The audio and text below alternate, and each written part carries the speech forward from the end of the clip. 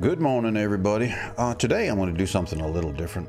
I've been watching a few of the videos some people have done about their top 10 this album or their top 10 that or their whatever it is. I've been watching lately some top 10 double albums. And they kind of, to me, post the same old stuff. You know, it's whatever your choice is. That's your choice, and that's fine. So I'm going to post some of mine. Now, I do have some things that have already been on other people's channels, but I got a few ones that don't ever get any recognition, and that is a shame. So we are going to do that today. We're going to rectify that situation. They're in no special. I have 10 here. They're in no special order. Some are live, some are not live. I think most are live, actually. I believe they are. No special order, like I said, but so we're just going to grab them and talk about them and say why I like them and why you should like them. Then the first one is, here in the pile, is this. Bebop Deluxe, Live in the Air Age. Get my hand out of the way. Awesome album. Bill Nelson and crew do some great guitar. Well, he does the guitar work.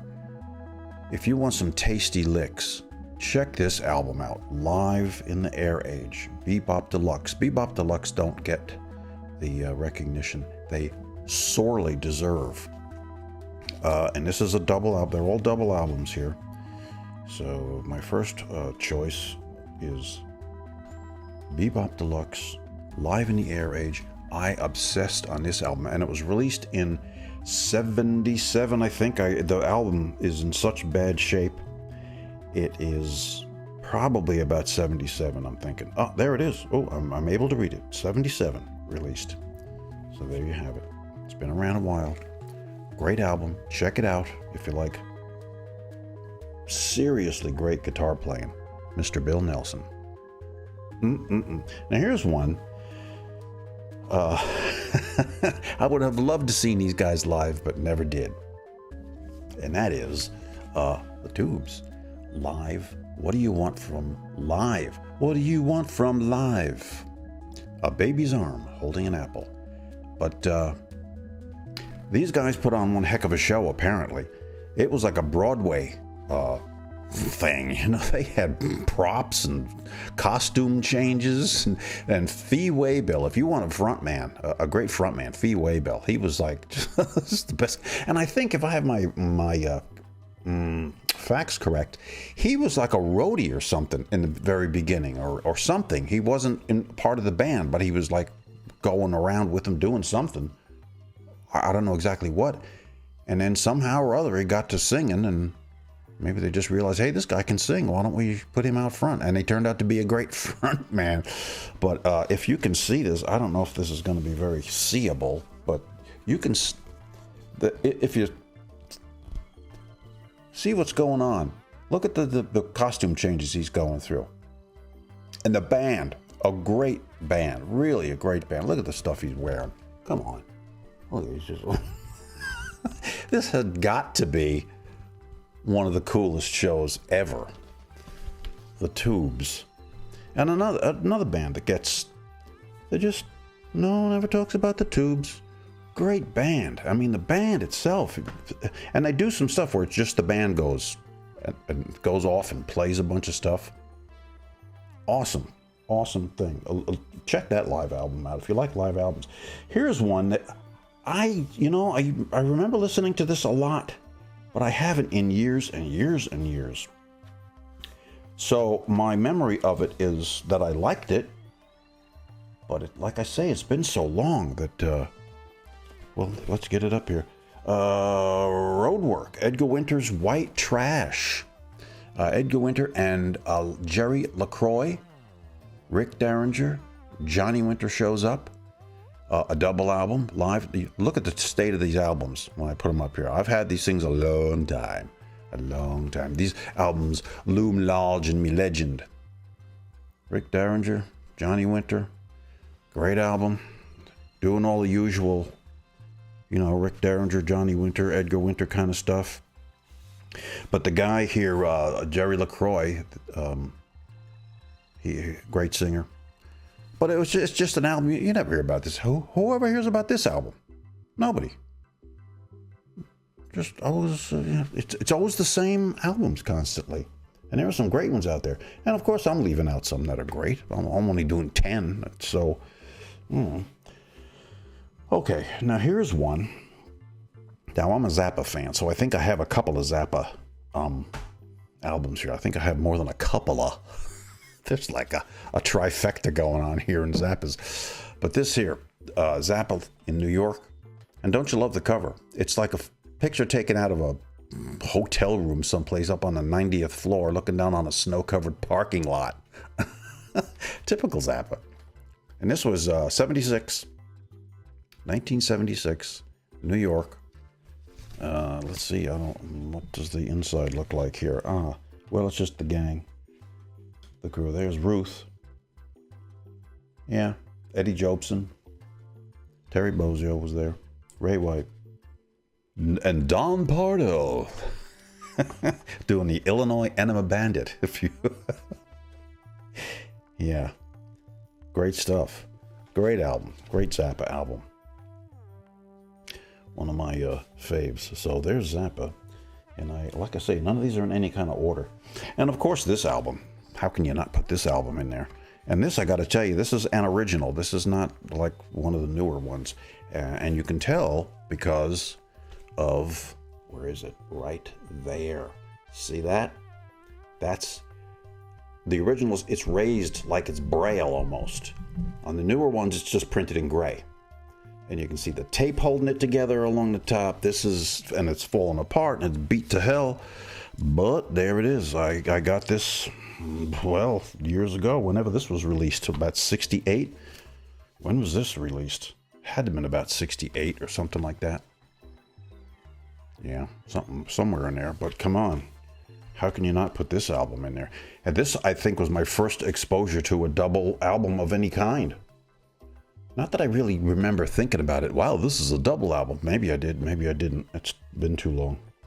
But the Beatles, White Album, how can you not include that in the list? This here, I don't even know why I'm putting this here. It's not it's a kind of a best of thing, but it's a great album to, if you, it's a double album. It's live. Lynyrd Skynyrd's Gold and Platinum. A bunch of great stuff on here. If you need to get into Lynyrd Skynyrd, kind of in a fast way, here's a bunch of goofy artwork on the inside. Here we are. There's Artemis on drums with all his hair. Honey. I don't know who drew this, but Skynyrd, wow. Saw them live once, just months before their accident. And here we go again. Like I say, I'm a Zappa fan, so bear with me. This is, in my mind, the best example of Zappa with their top-notch playing. Roxy and Elsewhere. Now this was in, let me see if I can find the date here. This was usually, he's pretty good at listing all that kind of stuff. 73. 73. Roxy and Elsewhere. This was like the best lineup. Just the best lineup. Well, we won't get into all of that. But anyway. And again, you can see these are beat to hell with all the wear marks on them. Had this one since forever. This was, I think, the album that really grabbed me. And it was after this album that I got into Overnight Sensation, One Size Fits All. And that's the stuff that really got me into Zappa. I have Freak Out, which is a double album. But it never really did much for me. It's okay, and I can listen to it now. When I first heard it, it was like, what? And I've had that for years. I think somebody gave it to me when I first started getting into Zappa. They said, oh, you like Zappa? Well, here, I have this. And I was like, a bit weird for me. But there you go, Zappa, Roxy and Elsewhere, just the most totally awesome album ever. You want to hear some serious musicianship? Check that out. And this, I mean, I know this one's done a lot by people who do this. My best 10 albums ever of the double variety. Now you can see, where am I? You can see on the bottom, a big chunk missing. Well, this poor thing and a whole lot of my other albums were in a flood, so they got wet. They took a beating, but that's life, right? We all take a beating during life. But Quadrophenia, I like this better than Tommy. Tommy's okay, but I like Quadrophenia. Muy bueno. The year this was released, I'm not sure. I'm not sure. Back a ways. Does it have it in here? 73. Hey, 73 was a very good year. Did Frank Sinatra ever put out a double album? I don't know. Now here is my Desert Island disc. If I get abandoned out on a desert someplace, I have to have this with me. I have to. I obsessed on this album, and I can. If you want to know what I like about rock and roll and just basic rock in general, and what makes me go when people are playing, it's this. This has always been my number one of all time live album. Humble Pie, rockin' the Fillmore, 1971, when they were closing the Fillmore down. There was a bunch of Zappa has a Zappa 1971. That album is when they were closing down the Fillmore in New York. There's even a little picture here, if you can see it, and it shows the marquee outside of. Come on now, let's get it together. Shows the marquee. Where are we here? Where are we? Oh, there it is. Right there. Can you see that? Where am I here? This. And it shows like Moby Grape and Zappa, I think it says on there. Who else does it say? Does it say Humble Pie? It might even say Humble Pie. Oh yeah. Laura Nero, I don't know. Lee Michaels, I don't know who else. Moby Grape. Oh, Blood Rock. Blood Rock? Yeah. Anybody remember Blood Rock? Very good band. Yeah. And look how this thing is so beat up. Just worn, torn. And all of these albums I've had since they were released. These are no like reprints or refreshed or re-studioed or anything like that. They're all the originals from whenever they were released back then. They're sitting in crates down in my basement. I don't play albums anymore. Oh, and there's one here I need to mention. I need to make sure I mention. It's a one, but I'll forget it if I don't think about it.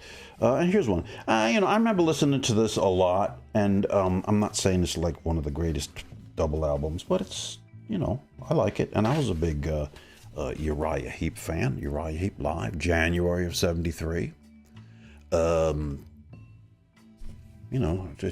were good live. And you got, what's his name? Which I always thought, when they lost him, they just lost it. Where am I doing here? Okay, David Byron. Here I am. Yeah. So a good album. There you have it. And one that I just have to mention because I don't have the album. I have the CD, but it's in a box that's in a closet buried under other boxes, and I just didn't want to dig it out. So I got the album cover, and you will all recognize this one. This is an awesome album. Again, it's like the other one I showed. It was like the best of kind of a double album, which I got. Somebody gave it to me for Christmas in 1980. It was Christmas of 79, so we're right around the corner from 80. But this one here, holy crap. This is a great album. Great album. One more from the road and stuff. So those are my selections as far as things go, but there's plenty of others. There's Stevie Wonder's got a double. Is Innervisions? That's a double album, isn't it? What's his double album? I believe it's Innervisions, isn't it? How can you go wrong with Stevie Wonder, right? But it's hard to reduce them to 10. Like albums, like single albums. It'd be impossible for me to like pick my 10 favorite albums. I couldn't. There's no way. No way. Because every time I think I had the 10, I'd see something and go, oh yeah, that one, this one, that one, the other one. Oh, I remember that album. Oh my God, that's so good. But I just thought I'd do a little something a little different today instead of music. That, and what I should do is on these albums is I should start playing some music from them. Maybe once I shut this video down, I will find some of this stuff and we will do that. Sounds like a good idea. So let me know what you think. I mean, are these on your list, or are they not on your list, or do you think they're a good choice, bad choice? And now I don't know what modern albums there are, double albums that are considered terrific. Well, they don't put out double albums anymore, or CDs. There's not even CDs anymore. I heard something. I was watching YouTube, and they're saying CDs are suddenly coming back into the fold, the word, whatever the word is for that. Why? I don't really know. I don't know that they made it clear as to why suddenly CDs are a thing again. I'm glad I still have all my CDs. I was on a CD buying binge when they all come out. I was replacing stuff, albums. I was buying stuff again that I already had, but which a lot of people do, I guess. So, and I still have them all. I like CDs. I always liked CDs. I thought the sound was great. I mean, I'm not a big fan of the clicking, popping on an album. I don't want to hear that. Some people, nostalgia. And you can even hear the clicks and the pops. No, thank you. I can do without that. So that's it. And so let's sign off with a slug of coffee that I keep warm on my little heating pad over there. Get you one of those little coffee heating pads that you can get. Boy, they work great. I don't know how I lived without it. So that's it, folks. Yeah, I'm going to have to do some of these live albums, or, parts and pieces of them.